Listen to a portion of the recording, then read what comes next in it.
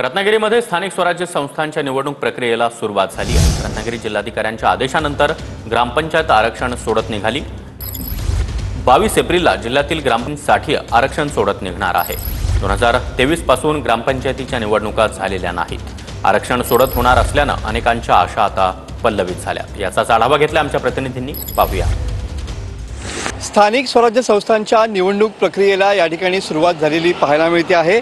रत्नागिरी जिल्हाधिकारी यांच्या आदेशानंतर ग्रामपंचायत आरक्षण सोडत या ठिकाणी निघणार आहे।